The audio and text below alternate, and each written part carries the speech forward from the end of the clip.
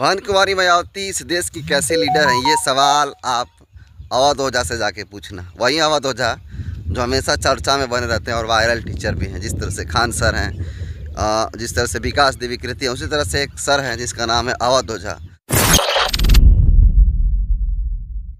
अगर आपसे कोई पूछे कि बहुजन समाज पार्टी ख़त्म हो गई है या नहीं, तो आप इसका जवाब क्या देंगे?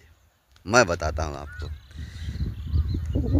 विपक्ष और सत्ता पक्ष दोनों, और ख़ासकर मेन स्ट्रीम मीडिया जो है, लगातार भानु कुमारी मायावती को जो नैरेटिव फैला रही है कि वो बीजेपी की बी टीम है और उसको नहीं दिखाने की कोशिश कर रही है। पूरे विधानसभा चुनाव हो फिर लोकसभा चुनाव हो, दोनों चुनाव में बहुजन समाज पार्टी को लगातार जो है नीचा दिखाने की कोशिश की जाती है, और ख़ासकर उसके कामों को और उनके जो काम हुए हैं पिछले कार्यकाल में उनको न दिखाने की कोशिश की। और बहुजन समाज पार्टी के कार्यकर्ताओं को न दिखाने की कोशिश जो मेन स्ट्रीम मीडिया है वो लगातार जो है बहुजन समाज पार्टी को नीचा दिखाने की कोशिश की है।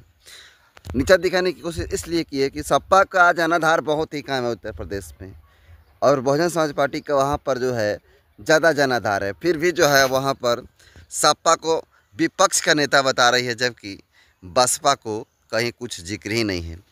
तो आपको बता दें कि इस देश की जो विपक्ष है और सत्ता पक्ष है और मीडिया है, ये बहुजन समाज पार्टी के खिलाफ़ है, क्योंकि इस देश में जो बहुजन समाज पार्टी की नेता हैं भानु कुमारी मायावती जी, वो इस देश की सबसे नंबर 1 की लीडर हैं। वो अपने सिद्धांतों, अपने वसूलों के साथ कभी भी समझौता नहीं करती हैं, न कभी आने वाले भविष्य में कभी करेंगी। क्योंकि इसका नतीजा आप देख सकते हैं कि आकाश आनंद की छोटी सी एक भाषण देने की वजह से उनको जो उत्तराधिकारी घोषित की थी उनके पद से हटा दी, जो नेशनल कोऑर्डिनेटर बनाई थी उनके पद से हटा दी हैं। तो सोचिए कि वो एक ऐसी सिद्धांतिक और अपने सिद्धांत को मानने वाली नेत्री हैं। आज तक ऐसा कभी किसी नेता के अंदर चीज़ नहीं है। आपको बता दें कि इस देश का मीडिया जो है चाहता है कि इस देश की जो दलित राजनीति है घुटने पर आ जाए, और जो दूसरे गैर दलित जो पार्टियां हैं उसमें सम्मिलित होकर के गुलाम बन करके रहे। भानु कुमारी मायावती इस देश की कैसे लीडर हैं, ये सवाल आप अवध ओझा से जाके पूछना। वही अवध ओझा जो हमेशा चर्चा में बने रहते हैं और वायरल टीचर भी हैं। जिस तरह से खान सर हैं, जिस तरह से विकास देवी कृति है, उसी तरह से एक सर हैं जिसका नाम है अवध ओझा। और बहुजन समाज पार्टी को जो मुखिया हैं, सुप्रीमो है भानु कुमारी मायावती जी, वो जो है इनके कथनानुसार जो है चुनाव लड़ाना चाह रही थी भानु कुमारी मायावती, और वो साफ कहते हैं कि जो बसपा को जो लोग जो नैरेटिव फैला करके रखे हैं कि बसपा पैसा लेकर के टिकट देती है और बसपा जो है ये गलत पार्टी है, बीजेपी की बी टीम है, सारी चीज़ों को जो है अवध ओझा सर जो है निराधार बताते हैं, और बताते हैं कि ये सिर्फ और सिर्फ झूठा है।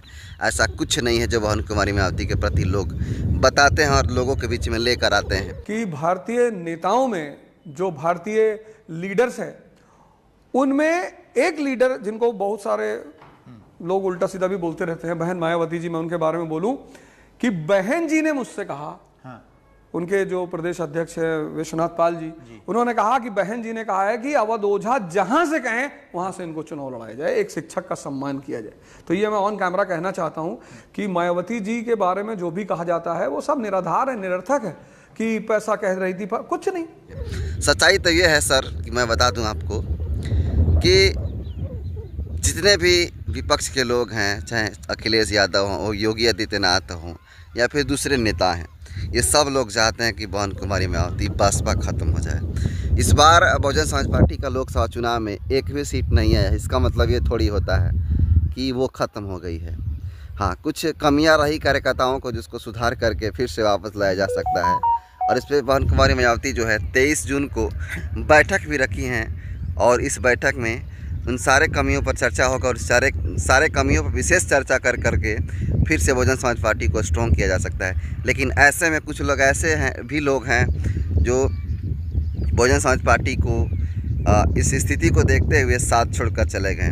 मेरा ऐसा मानना है कि बहुजन समाज पार्टी इस देश की तीसरी सबसे बड़ी पार्टी है, जो कि नेशनल लेवल की पार्टी है, और भानु कुमारी मायावती एक ऐसी नेता हैं जो कभी मंदिर मस्जिद नहीं जाती हैं, और वो बौद्ध धर्म को फॉलो करती हैं। बेशक वो बौद्ध धर्म नहीं अपनाई हैं, लेकिन वो बौद्ध धर्म को फॉलो करती हैं और आने वाले फ्यूचर में बहुत ही आगे जाने वाली हैं। लेकिन लोग कह रहे ये तो बीजेपी की बी टीम है। बीजेपी की बी टीम कौन है सबको पता है। अखिलेश यादव के खुद के परिवार के लोग, वो लोग बीजेपी में हैं, लेकिन वो लोग बीजेपी की बी टीम नहीं कहलाएंगे।